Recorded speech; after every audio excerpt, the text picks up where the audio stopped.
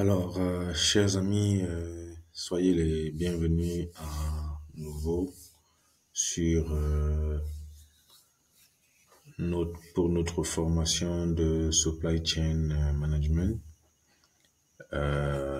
Bonjour, bonsoir, et nous sommes sur le cas pratique étude numéro 1 concernant le module 1, d'accord? Donc, il est axé sur le choix du mode d'expédition, c'est-à-dire le choix du mode de transport. Alors, il s'agit de la société Abraham qui doit effectuer de Paris à Chicago, qui doit expédier de Paris à Chicago des appareils médicaux d'un poids de 60 kg. 60 kg, emballés dans une caisse de 0,5 mètres cubes de volume intérieur, 0,55 mètres cubes de volume hors tout. La tare est de 20 kg, 160 € en cas de transport maritime depuis le Havre, 250 € en cas de départ par Rotterdam pour le haulage. Ici, pour cet exercice, vous avez trois possibilités. Trois choix vous est présenté. Le premier choix, c'est le choix du mode par mer conventionnel depuis le Havre. Les postes de dépenses sont les suivants. Palettisage en cerclage vous reviennent à 160 €. Les frais de chargement sur le camion vous reviennent à 112 €. Le tarif, c'est de 210 € pour 100 kg ou 0,5 mètres cubes. Le déchargement sur le camion au port de départ, cela vous fait 112 €. La deuxième option, c'est pour le groupage, d'accord? Chargement sur le camion, ça fait il vous revient à 122 €. Forfait avec empotage, mise à bord, transport et déchargement, revient à 320 € les 100 kg. Pour le dégroupage et réexpédition au port d'arrivée, 50 €. La troisième option, c'est le transport aérien. Donc, le préacheminement jusqu'à l'aéroport, ça vous revient à 100 €. Le chargement en ULD exclusif, volume utile, est de 1,5 mètres cubes et le poids chargeable de 70 kg.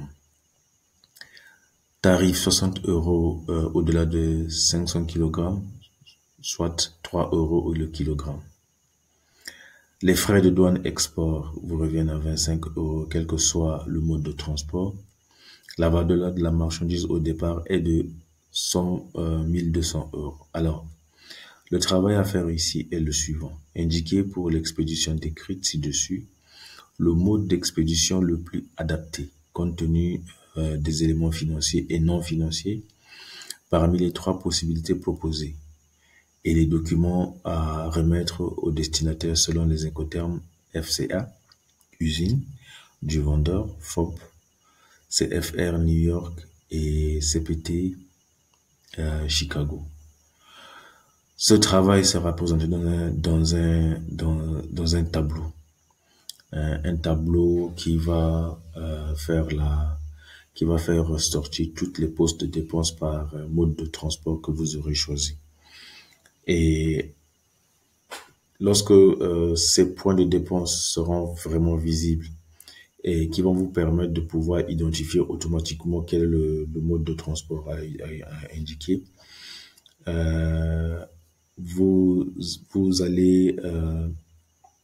vous allez voir ici que le tableau va vous permettre de pouvoir savoir aussitôt lequel est le mode de transport que vous aurez choisi.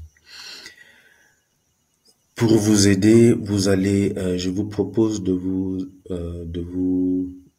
aider du schéma de la chaîne d'approvisionnement que nous vous avons présenté. Donc, aidez-vous de cela et puis de votre grille des incoterms utiles. Alors, je vais revenir ici sur certains termes clés, hein. On parle ici de l'unité ULD, d'accord? Bon, commençons par le volume intérieur. Le volume intérieur, c'est la surface intérieure, hein, euh, de l'emballage devant accueillir la marchandise. Le volume hors tout, quant à lui, c'est le volume ou la dimension totale maximum de la marchandise, d'accord? Le volume ou la dimension maximum de la marchandise. La tare, c'est le poids de l'emballage à vide, hein. Le poids de l'emballage à vide, ça c'est la tare. Quand vous avez le poids brut d'une marchandise, on vous indique toujours la tare de la marchandise. Donc voilà de quoi il s'agit. Le haulage, c'est une pratique. C'est une pratique en transport qui permet aux transporteurs d'assumer les opérations de transport terrestre qui précèdent le transport principal. D'accord?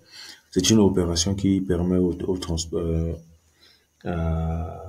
de vous faire le préacheminement des marchandises par voie terrestre jusqu'au port. Mais ça précède le transport principal.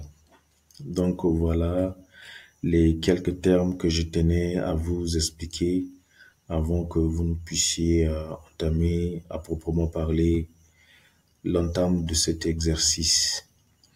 Hein, exercez-vous, hein, faites un tableau Excel, vous insérez les formules de calcul qui vont vous permettre de générer les résultats aussitôt.